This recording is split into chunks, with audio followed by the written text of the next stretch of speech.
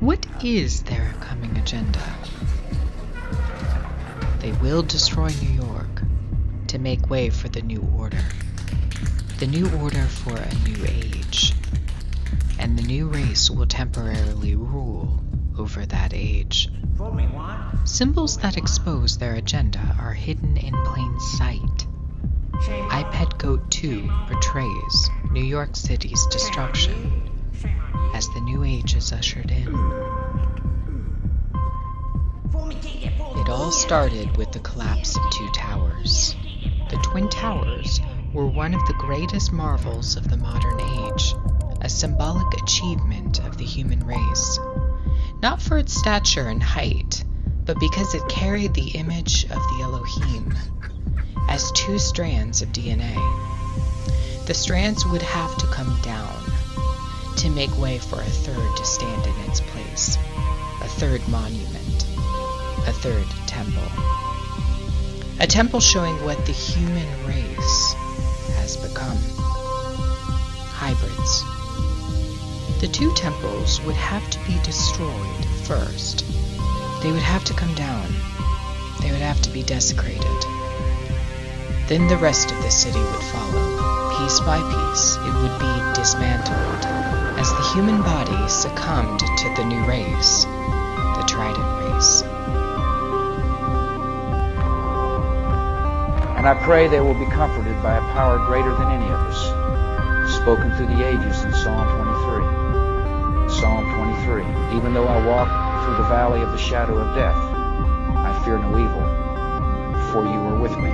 Today, our fellow citizens, our way of life, our very freedom came under attack in a series of deliberate and deadly terrorist acts. Psalm 23. The victims were in airplanes or in their offices. Secretaries, businessmen and women, military and federal workers, moms and dads, friends and neighbors.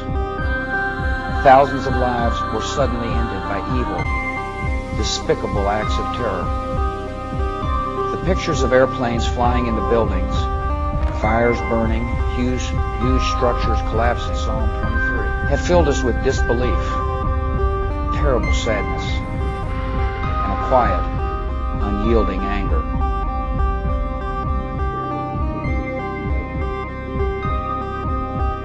The two towers had to be brought down. A third tower had to go up. A third strand of DNA.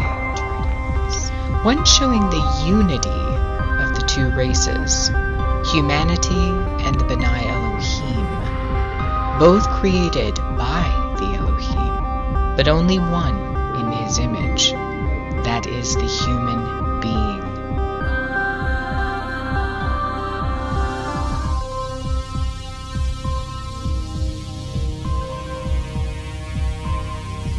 These acts of mass murder were intended to frighten our nation into chaos and retreat. These acts of mass murder were intended to frighten our nation into chaos and retreat. Chaos. They are trying to destroy the image. Terrorist attacks can shake the foundations of our biggest buildings, but they cannot touch the foundation of America. These acts shatter steel, but they cannot dent the steel of American resolve.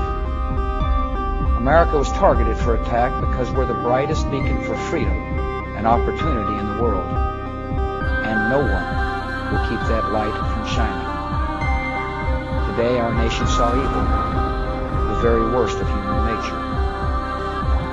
The search is underway for those who are behind these evil acts.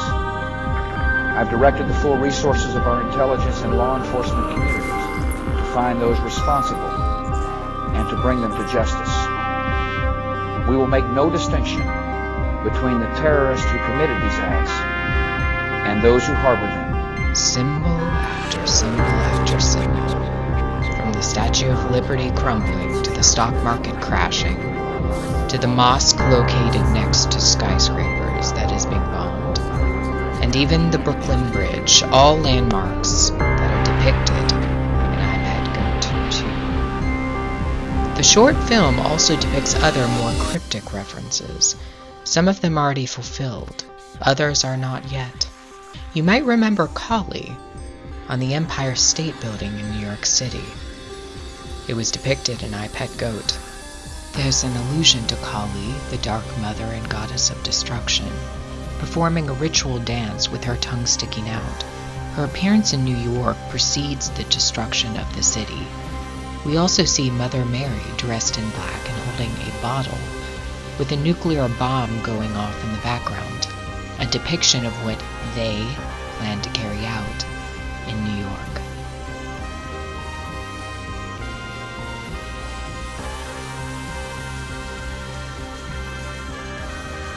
In the last scene, we see the toppling of a historic monument in New York City, St. Patrick's Cathedral. It crumbles to the ground after an Antichrist character exits from its front door. He will take his position as world ruler only after New York City is ritually destroyed. It will be the collapse of infrastructure, of buildings, of skyscrapers.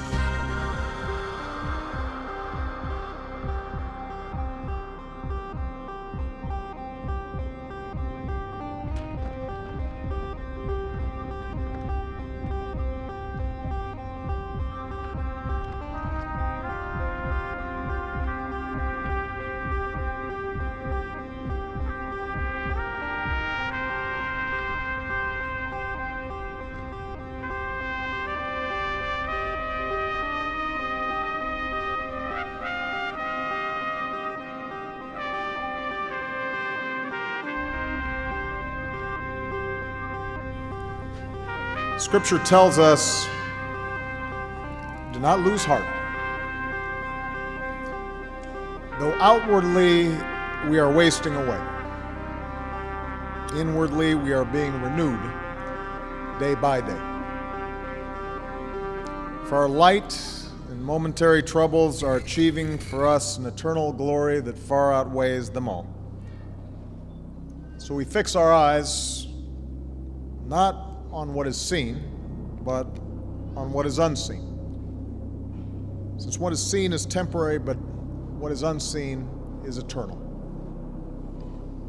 For we know that if the earthly tent we live in is destroyed, we have a building from God, an eternal house in heaven, not built by human hands.